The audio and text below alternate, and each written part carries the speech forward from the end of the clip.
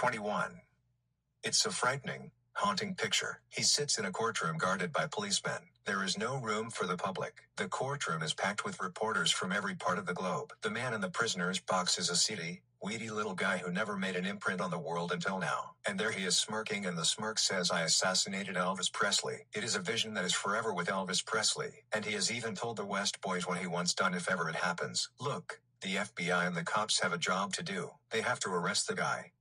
But if it ever does happen, I want you guys to get him first. I want you to get him before the cops do. And when you find him, I want you to pop his eyeballs out with your thumbs. I want you to rip his tongue out. I want you to tear him to pieces. I don't want no son of a bitch smirking in court that he killed Elvis Presley. If he had an unwarranted paranoia in the past about his personal safety when he lived in virtual seclusion while making his movies, it all changed in August 1969. That was when the fear became justified because Presley was a constant target for death threats and extortion plots. It was in 1969 that the decision was made that Presley would go before a live showroom audience, his first appearance in 9 years, and it was then that Red West and Sonny West, no longer expected to be stuntmen, stand-ins and faithful members of the Memphis Mafia, became bodyguards for real. There are several possible reasons for Presley's returning to live audiences: his hatred of the movies he was expected to churn out like popcorn, a genuine need to feel waves of love coming from real people, Colonel Tom Parker's realizing that the movie Rainbow had dulled and that the new pot of gold was to be found in live concerts. Whatever the reason,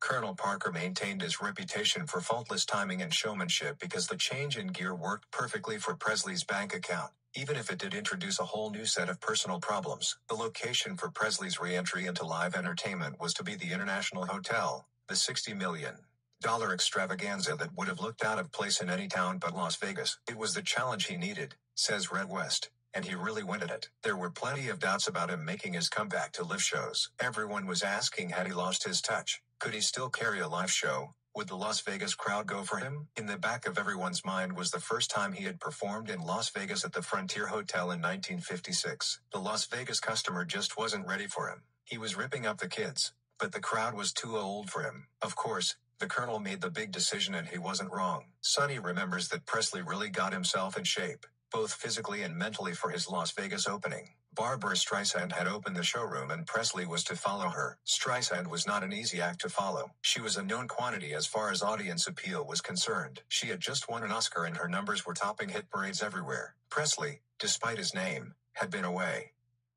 from the center ring for 9 years. Big performers like have flopped before in Las Vegas, no matter what sort of show he might have turned in. However, the financial side was assured from the moment the booking office opened. It was an avalanche, not just from America. There were charter flights swinging their way from Britain, Australia, Japan. The Presley fans just refused to let the performance be a flop. And, of course, it was a sense of tie-in. Sonny West remembers, man, he looked great before he went on. He was nervous, sure, but he had rehearsed and rehearsed. He was trim as a 21-year-old. He looked fantastic. The sweet inspirations, a fast moving black quartet, warmed up the audience for him, and the atmosphere in the showroom, which seats 2,500, was hard to describe, but there was definitely electricity bouncing off the walls. He burst onto the stage singing Blue Suede Shoes, and none of the first part of the number could be heard. As one mass, the crowd jumped to its feet and exploded with air, splitting applause. It seemed weirdly out of character for a showroom, a baseball stadium, a fight arena,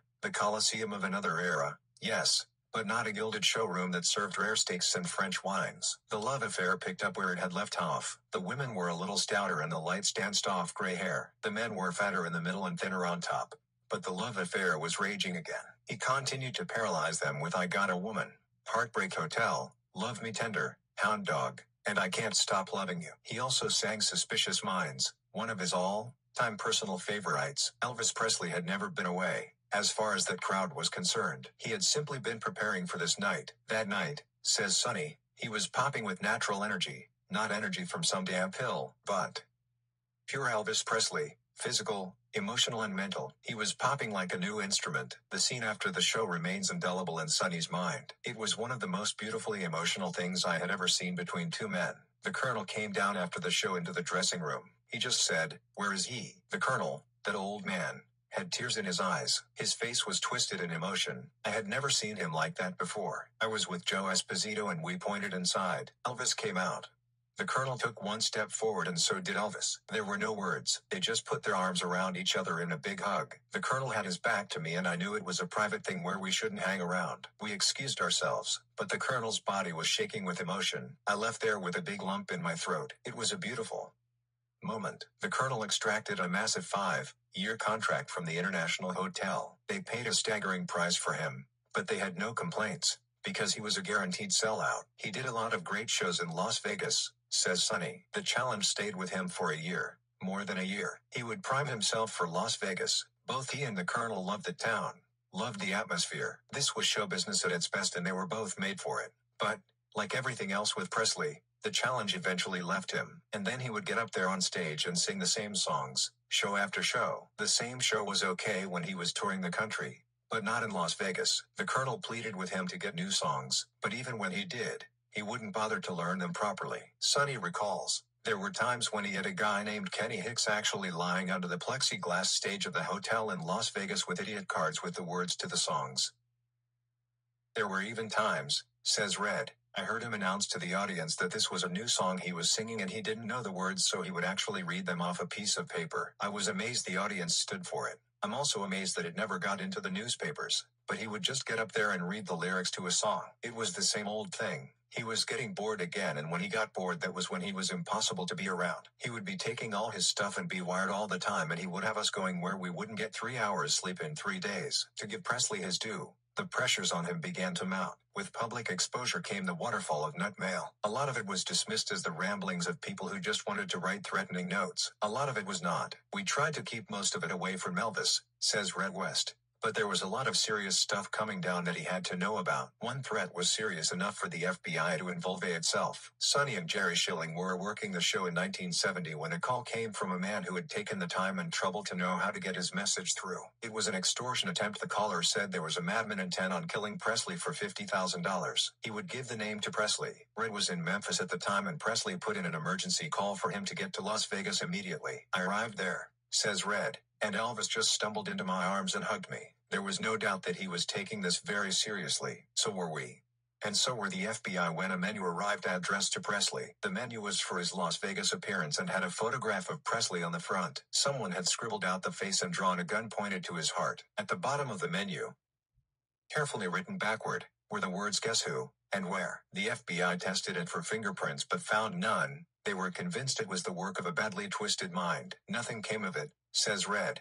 But that engagement we had Sonny and Jerry Schilling in the Musicians pit with their guns ready. I was cruising the audience, so were the security guards at the hotel and the plainclothesmen of the FBI. As a matter of fact, one very suspicious guy I hassled turned out to be a Fed. Another time, in 1972, when Presley was halfway through the act, a tip came from the maitre d' who'd told Joe Esposito that there was thought to be a crazed woman in the audience who had a gun and was going to shoot Presley. Sonny recalls, when we got the message, Red and I stood up in front on the stage as a block to Elvis. Elvis moved to the back of the stage and sang in a sideways stance to make himself a smaller target. As the show came closer to the finale, Sonny and Red moved together, almost obliterating Presley from view. Red says that by the time the curtain came down, they stood right in front of him so that if there was a bullet, it had to hit them first. Damn, Sonny remembers, that curtain took about 20 seconds to come down but it felt like an hour. Red adds, man, I know I was shaking. I was ready to hear the pop of a gun and feel a doggone bullet go right through my heart.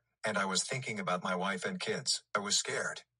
By this time, Presley was paying Red and Sonny $425 a week. And today both of them feel a little stupid when they admit that they were willing to stop a bullet for that. If anyone was going to hurt him, Dave Hebler says, they would have had to kill us to get to him. That was the relationship. 99. The West Boys recalled that Presley, instead of showing real gratitude for their willingness to take a bullet for him, would boast to anyone who cared to listen, if a guy gets up with a knife, they take the knife for me. If it's a gun, they take the bullet for me. That's the kind of loyalty I can get. While some of the hairy, scary stuff was happening, however, Presley and the West Boys had not lost their devilish, perhaps a little wild, sense of humor. Red chuckles at one memory. There was a group that had joined Elvis, he says, called J. D. Sumner and the Stamps Quartet. It was a very good gospel group led by J.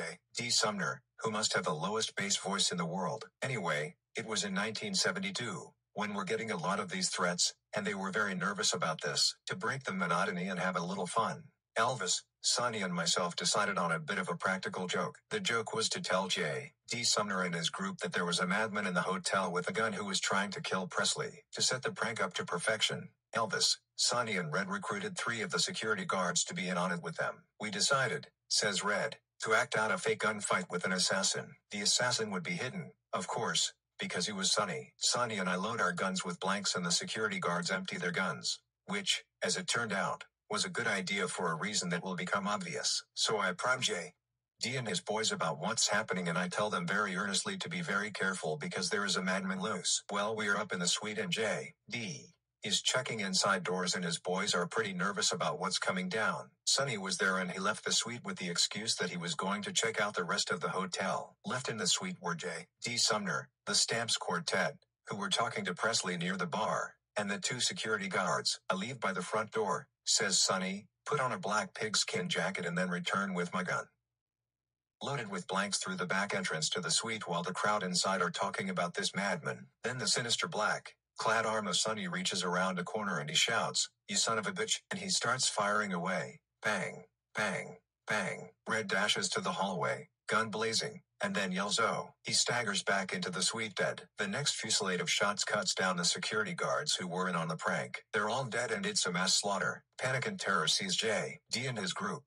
Donnie Sumner, J.D.'s nephew, ran from one side of the suite to the other in 2 giant steps and hurdled the bar to an accompaniment of smashing glasses. J.D. Sumner bravely threw himself across Presley. Ed Enoch, J.D.'s son-in-law, dove behind a piano and yelled, "Give me a gun, give me a gun." Bill Bays, a very religious member of the group, dove under a table and recited every prayer he knew. I then doubled back behind and through the kitchen, near the bar, says Sonny, the assassin. The guns had fallen silent. J.D. then slowly raises himself from Presley's prone form. Just as J.D.'s head pokes over the level of the bar, Sonny fires again. I fired like I was shooting at his head from about 10 or 12 feet away, and the wad from the blank hits him in the head. J.D. yelled out "Goddamn," which is understandable even for a gospel singer. Donnie Sumner, who is behind the bar, sees Sonny's pigskin-coated hand poking around the corner, although he can't see his face. In a desperate move he picks up a big can of tomato juice, grabs Sonny's hand and slings his missile around the corner hoping it will connect with the assassin. His hand slipped off mine and the can missed me and crashed against the wall, according to Sonny, who then wheeled around the corner pointing the gun at Donnie Sumner. "You're a dead son of a bitch," he said. Donnie's face registered shock. Sonny, oh my God. He thought Sonny had flipped and was the killer. Ed Enoch by this time had reached for one of the dead security guards' guns and was pulling the trigger, which produced nothing but dull clicks. Donnie Sumner was slumped on the floor in a near faint. Presley had been laughing convulsively through it all. J.D. Sumner had felt it as he was sprawled across him but thought Presley was in a convulsion of fear. "It pretty much ended there," says Sonny. But we all thought Donnie Sumner was out of it. It was a long while before the blood started circulating in his face. We had to fix him a drink. The night ended in an uproar of hilarity as the story was retold. All agreed that J.D. and his boys had performed admirably under fire. That night Sonny and Red could have got an Oscar. While the bodyguards of the Memphis Mafia were always sensitive to death threats and the safety of their boss, the concert audiences in Vegas and particularly on tour were another source of worry. It was feared that someone in the audience would get killed. Red West, from the early days on the road with Presley, was used to the hysteria, but after Presley's comeback, it was even more horrific. "I swear," says Red, "I don't know how someone hasn't been killed at some of these shows. There have been a lot of people hurt, but it's a miracle somebody hasn't been killed." Dave Hebler is just as incredulous. Sonny West relates, "People in these crowds aren't people anymore. They become absolute animals. They are ordinary honest men and housewives and stuff, and yet when they get in that crowd when Elvis is up there, they become wild animals." Dave Hebler, when he first started, knew that the security work would be tough. It's not a matter of duking a guy out. Any idiot can do that. You have to use minimum force to keep things cool without letting any madman get up and hurt Elvis. When I started, I was amazed to see respectable grown ladies take their pants off in a class showroom like the International Hotel in Las Vegas. Take their pants off, show everything and wave their panties at him and throw them on the stage. Any way you look at it, it's pretty way. But disgusting for a grown woman to behave that Elvis just does it to them. There are no plants in the audience to do it for publicity. It happens. But it was in towns where they played a convention center or an auditorium that held 10 to 12,000 people that the real problem started. Dave recounts a situation that once got out of hand in the Omni Hall in Atlanta, Georgia. It's an amphitheater set. Up, there is a high stage about 10 feet off the ground, but 2 feet away from the stage, there is a section of seats that slope upwards. There is a 10-foot drop onto a concrete floor between the stage and where the seating begins. Well, Elvis has reached the part of his act where he throws out about 50 scarves into the audience. I look out into the audience and I just go cold. The crowd has gone berserk and is charging the stage. The cops in Atlanta were great, but they couldn't stop this charge. But worst of all was where I was on the edge of the stage trying to stop people leaping over the railing and jumping the 2 feet onto the stage. Because if they missed they would have gone straight down onto the concrete. Of course that's what happened. First this girl takes a running leap down from the stairs, over the rail. There are dozens of people crushed against the railing and I'm terrified a little kid is going to get crushed to death. As it happened, that tragedy was never far off, and it was only quick work by the cops and Red and Sonny and me that stopped a tragedy. But on this night, this chick comes flying over the rail. I catch her, a 200-pound broad. I'm holding her with one arm and a cop underneath is climbing up to stop her. Eventually he loses his footing and they both go down. Whomp. Bodies on concrete. Then another girl comes over and she goes down. God, it was sickening. In the end 3 broads came over there. The cops and the girls were carted off. Meanwhile on the other side, a scarf flutters around a girl's neck. Red recalls, it looped around her neck and a pair of maniacs grabbed both ends. Well, they would not let go. This girl is choking to death and the sons of bitches would not let go. I see it and the girl is going down. She is dying. Man, I got across there and there was no hope of trying to battle with them. These 2 broads who were pulling at each end had a death grip. I whipped out a knife and cut it before it was too late. Then the broads were fighting over the shreds of scarf. It was scary. In Hampton Roads, Virginia, Red remembers that the crowd completely swamped 30 policemen. Those cops there were getting badly hurt. There is no way 30 police can really control a mad rush of 300 or 400 people. They just crushed these guys against the stage, knocked the hell out of them. They pulled Charlie Hodge off the stage and passed him over their heads like baggage. When they decided he was too small a fish, they threw him back like a javelin. In San Diego, the situation got very ugly mainly because there was no regular police on duty. The San Diego Police Department don't let their men moonlight like most towns, says Dave. So we have to have cops. They aren't trained and they either overreact or do nothing at all. Well, hell broke loose and people are going down everywhere. This one girl just kicked the hell out of 2 of them, booted them in the groin and down they went. In Springfield, Massachusetts, when the cops started telling everyone to sit down, Elvis really blew it. We're here said, don't take any notice of the cops. Have fun. If you want to scream and jump around that's what we're here for. Well, I come from up that way and I knew that was the wrong thing to say because in this convention center, which held about 18,000 people, about 1,000 of them just charged the stage. Man, the cops didn't have a chance. Once again I saw a broad do something awful to these 2 cops, kick them in the groin. There are cops falling like flies. I'll never know how we got out of there alive. Red, Sonny and Dave got most annoyed at mothers who held their 2-year-old and 3-year-old children up to get a scarf. The kids would be terrified. They didn't want a scarf. Their mothers did and they risked their children's lives to get one. All the boys have rescued children from under the feet of stampeding mobs. Dave recalls, the worst thing is when someone wheels some poor unfortunate up to the stage in a wheelchair. They tell you that they are dying of leukemia and only have 3 weeks to live. You have to get them out of there because when the riot starts they will only have about a minute to live. One incident that sticks out in my mind was this woman yelling for a scarf. I'm trying to calm her down and ease her out of the way of getting crushed to death and she yells at me,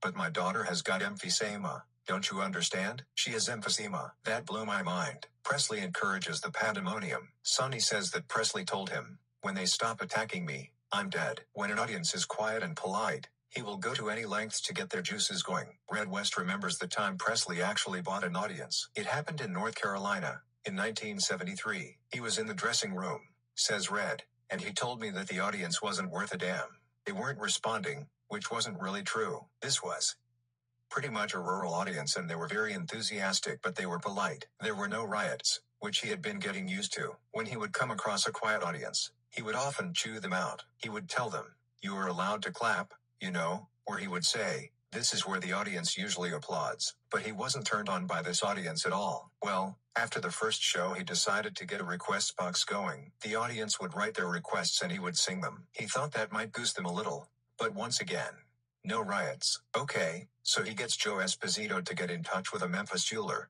Lowell Hayes, who was a good friend of ours, and he tells him to bring up some rings. He even gets Lowell to fly back to Memphis and get more than the first load of rings he got. Well, Lowell comes racing back with all these rings. Now I can't remember exactly, but there is in excess of $30,000 worth of rings. There was one, which I know was worth $18,000, and plenty of others worth $5,000. Presley came out on stage and introduced J. D. Sumner of the Stamps. Sumner's left hand is what he calls Elvis Presley's hand. It is festooned with rings and jewelry Presley has given him. The boys guess that gifts to Sumner total in excess of $100,000 in jewelry alone. Presley came out on stage and, as was often his habit, he said over the mic, "J. D. hold up your right hand and show them your jewels," which J. D. always dutifully does. Then he said, "Hold up my hand," and then J. D. held up his Elvis Presley hand with all the on it. Then Presley bent down and took off a very expensive ring and handed it to a man in the first row. The audience snapped. Then a woman came down, and he repeated the process. Then another, and another ring came off the hand. He then gave rings to gifts. Each member of the band, whoever was there, got one. The audience just went crazy, says Red. These weren't dress rings. These were real diamonds and sapphires and stuff like that. On that night he gave away maybe $35,000 worth of rings. It was insanity. But he got what he wanted and when he wanted it. And what he wanted were those waves of love from the audience at any price. With a smile, Red recalls that watching this lavish gift giving from the wings was Vernon Presley, who had an expression on his face approximating the reaction to a bad pain. Old Vernon would look like he was going to die whenever Elvis started the gift-giving business. We used to crack up when we would see him get that look on his face and he would clap his hands to his head. While Presley could be capable of some of the wildest gimmicks to turn an audience on, he could also, when under the influence of the wrong kind of medication, be capable of saying outrageous things to an audience. In Greensboro, North Carolina, the audience buying performance Presley was at, living to the audience in his introductions. When Presley is feeling good, his sense of humor is sometimes as keen as the most accomplished comics. This was a night when it decidedly was not. One of his featured singers was a very talented, pretty soprano named Kathy Westmoreland. In the recent past, he had taken to introducing Kathy with the aside, "This is Kathy Westmoreland. She doesn't care where she gets her fun." And then he would introduce the Sweet Inspirations, a talented group of black female singers who had been with him from his first opening night in Las Vegas, then as a quartet but now a trio with another aside. Their breath smells like they have been eating catfish, an apparent but very unfunny reference to the fact that they ate soul food. After 2 or 3 instances when Presley made his reference to Kathy Westmoreland, Red remembers that she very politely mentioned to Joe Esposito that she wished he would stop introducing her in this way because she was getting obscene telephone calls. Very diplomatically, Joe mentioned this to Presley. Neither Kathy nor the Inspirations appreciated the introductions. On the Greensboro night, Red recalls that Presley got up and said, "This is Kathy Westmoreland, our soprano singer who doesn't like the way I introduce, and if she doesn't like it, she can get her hell off the stage." Dave Hebler remembers that there was a shock in the audience. You could have heard a pin drop. Damn. It was so damn embarrassing just to hear it. I wanted to dive into a big hole. First Estelle of the Inspirations starts to cry, then Sylvia, another of the group, starts to cry. They both walk off the stage in tears. Then Kathy gets up, very distraught, and walks off. The audience just doesn't know what to do. It was mass embarrassment. The only one of the girls to stay on stage was Myrna Smith of the Inspirations, who was going with Jerry Schilling. Myrna is stuck there, the only one left. And Elvis makes this big thing of going over to her and taking off a diamond ring from his finger and gives it to her. Poor Myrna. She nearly died from embarrassment. This was supposed to be a gesture toward her because she stayed on. She gave it back to him after the show, but he refused to take it. Presley got through the act using J. D. Sumner and his quartet to sing back up for the numbers that the Inspirations would have done. After the show, Presley was insane with rage. We get in the car to go to the motel, Dave says. In the car is Red, me, Dick Robb, Joe Esposito, Elvis, and he had this blonde-haired girlfriend from Georgia. The scene is maniacal. We're all talking at once to calm him down, get the thing straightened out. But, I promise you, he had gone completely off his head with rage. He couldn't take the fact that someone would stand on a principle and go against the great Elvis Presley. Presley was vitriolic. Turning to Joe Esposito, he said, "Joe, get me another nigger group." Then he switched his wrath to Jerry Schilling, who was going with Myrna Smith. As Dave points out, Jerry Schilling I was not around, or there most certainly would have been blood flowing. Finally, Presley consented to having Kathy Westmoreland and the Inspirations finish the tour, although he was going to fire them after the trip. A little bit of sanity came from a member of Colonel Parker's office, who told all the girls not to worry. Their jobs would be secure. He told everyone, "Look, Elvis is just too lazy to break in another group. Your jobs are secure." He was right, and they are still with him today, although whether they remain out of loyalty or because it suits their career is open to question. Red West, Bodyguard, was also an accomplished songwriter and as such was much closer to Presley musically than any of the other boys. Between 1969 and 1976, Red acted as a conductor for Presley. The king of rock and roll could have afforded the best music technicians in the world, but he relied heavily on Red's musical skill. Because Presley can't read music, he would count on Red to cue him in with the lyrics. It is ironic perhaps that Red, who during the years when he was close to Presley spent so much time swinging punches, was to some degree the musical brains behind many of Presley's best recordings. It went even further than that. The millions of teenagers who rocked to some of Presley's most gigantic hits didn't realize that a quiet, slow, talking bodyguard was the genius behind the music. Elvis just asked me to pick out the music, says Red. There would be 10 or 12 musical spots on each film. Now there would be anything up to 20 songs competing for each spot. Elvis just handed the job over to me. I was flattered, and I guess I did a pretty good job because those records sold millions and millions. By 1970, Red could see the first subtle signs of Presley's professional decline. Elvis really started getting lazy, he says. He still had his skill, his instinct, but he started getting into all the heavy stuff he was taking. Anyway, I first noticed it when we were doing a recording session at RCA Victor in Nashville. I just sensed that he didn't want to do the recording session, and I was right. There were 3 numbers he had to do. If Every Day Was Like Christ Moss, a song I wrote for him, and there was Unscribably Blue and I'll Remember You. Presley began to pull the first in a long line of non-appearances at recording sessions. He told Red he was sick, which Red took with a pinch of salt. Red, said Presley, you go down and cut the tracks. You sing with the orchestra. I'll dub it in later on. Red West is a man who is rarely frightened of anything, but he was suddenly scared to death. Presley holed up in a motel while Red went to RCA Victor's famous Music Row. The boyhood buddy and general factotum all at once had millions of dollars riding on his shoulders. He was to sing exactly as Presley would. Behind him were Jake Hess and the Imperial Quartet as the back-up group. Every musician in the band behind Red was the top man in his field in Nashville, which meant tops in the country. Red admits that at the time he was taking some of Presley's prescribed medicine, amphetamines. I was high and I was nervous, he says, but these guys made me feel really at ease. And, good Lord, I pulled it off. He did the 3 singles in 7 hours, approximately the time it would have taken Presley. Felton Jarvis, Presley's record producer, came over to Red at the end of the session and said, "Man, you did a hell of a job. I appreciate what you have done. Because there was a hell of a lot of money going down the drain if somebody had not done something." Of course, 2 months later Presley went back and dubbed in the voice, but Red had to sing in the exact key that he thought Presley would sing in, and with the identical timing. If Every Day Was Like Christmas, the song that Red wrote, and I'll Remember You each sold almost 2 million discs, which wasn't a bad day's work for a guy who was supposed to be just a bodyguard. Typical of Red West's musical vision had to do with a now famous song with which Presley scored a big hit, The Green Green Grass of Home. Red had heard the song in 1966 on a Jerry Lee Lewis album, and he took it to Presley. "Man, this is a heck of a number," Red told him. "Why don't you give it a try?" Country music had not yet reached the popularity of today. Presley listened, but halfway through he said, "No, man, it's too country." In 1970, driving back from Los Angeles in the Presley Greyhound bus, the group heard Tom Jones's rendition of it on the radio. Presley turned up the volume. "Man, that's a hell of a song," he said. Red raised his eyebrows. When the group got into the range of WHQB, the Memphis radio station, Presley stopped the bus and asked Marty Lacker to telephone the station's top disc jockey, and his old school friend, George Klein, and ask him to play the tune. About every 50 miles. Presley repeated this. Suddenly he had a passion for the song. When they got to Memphis, he told Marty Lacker to get the Tom Jones album, which Presley played until it almost wore out. In early 1976, when Presley did his album Elvis at Home, Green Green Grass of Home was Presley's first choice. "Hell, that was the tune I recommended to you 4 years ago," Red told him. Presley looked up and said, "It sure sounded different then." Needless to say, it became yet another Presley hit. Red recalls such anecdotes with something close to regret. "Look, Elvis never forced me to be a bodyguard, but the way it turned out, that was how I was regarded.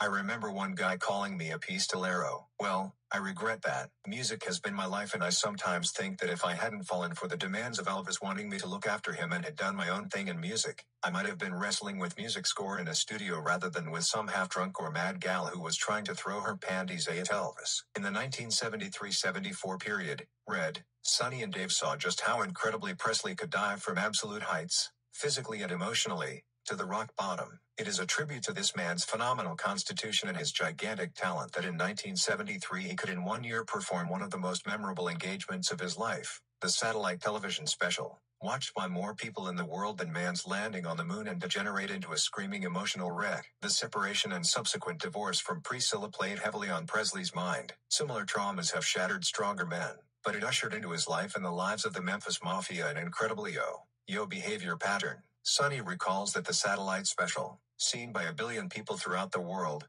was a crowning glory for Presley's talent and for the Colonel's. After all, if successful promotion is gauged by the size of the audience, the satellite special had to be the greatest show on earth in the history of show business or any other business. Man, we were going through tough times, says Sonny. Elvis's diet was going mad. He would eat whole gigantic cakes all by himself. He would get mad at us after he ate the stuff, and if we hid it from him he would get mad again. He was very fat and he had a lot of problems with his stomach, which just quit working. His body wasn't working. The pills were doing all the work, and yet when that television special came up, he dropped down to 165 pounds, thin as a rake and more handsome than 10 movie stars.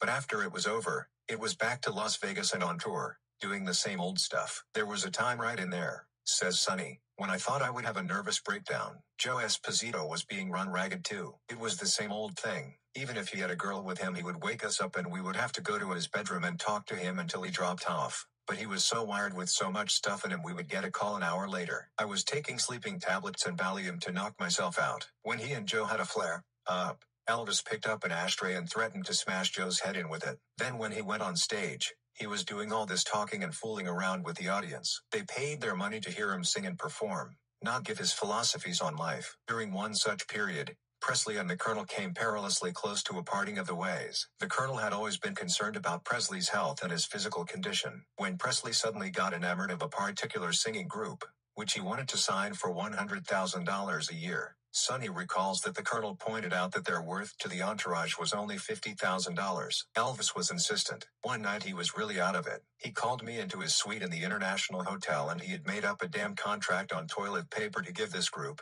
which I won't mention, $100,000. Now, the Colonel knew what they were worth. They were good but not $100,000 good. The old man is never wrong. So he brings me in and wants me to witness the signing of a contract for $100,000. I refused to do it. He got mad as hell at me. But I knew he wasn't functioning properly at the time. That started a little friction. Next came an incident where a chef at the hotel was fired. Presley had become close to this chef and he was annoyed about the firing. So much so that he took his complaint to the audience. Red recalls, he got up there on stage and started putting down the management of the hotel that was employing him. It was madness.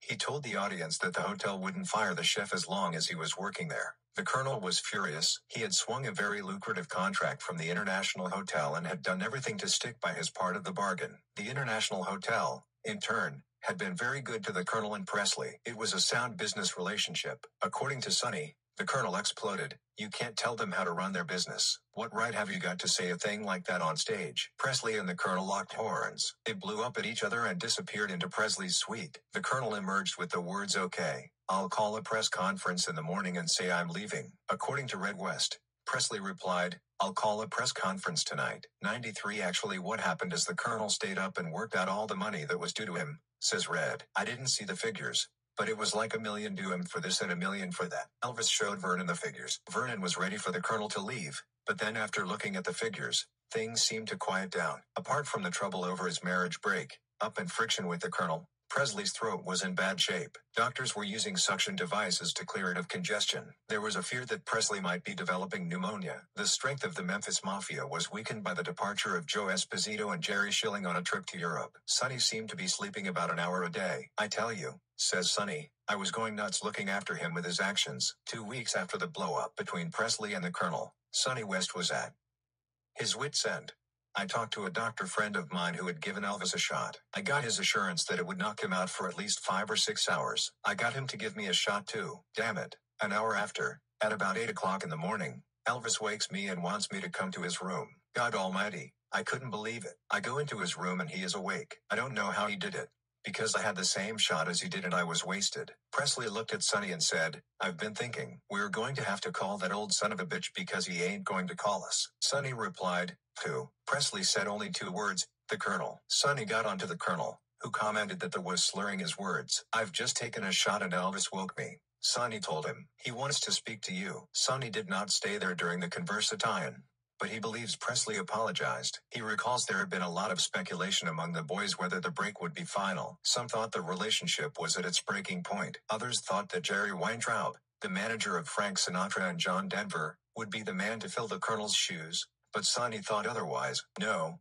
Elvis would never listen to Jerry, as good a manager as he is, and that's why deep down he doesn't like the Colonel, because he has to listen to him. He knows what the Colonel has done for him. They are the two greatest at what they do. It was meant that they were to come together no matter how much friction. The two of them are like an immovable object meeting an irresistible force. The split was over. After the nightmare in Las Vegas that Sonny went through, Presley had some idea how far he had pushed him. Soon after he bought Sonny a gleaming Eldorado. By this time, it was an accepted fact that Presley's emotional and physical state fluctuated like the stock exchange.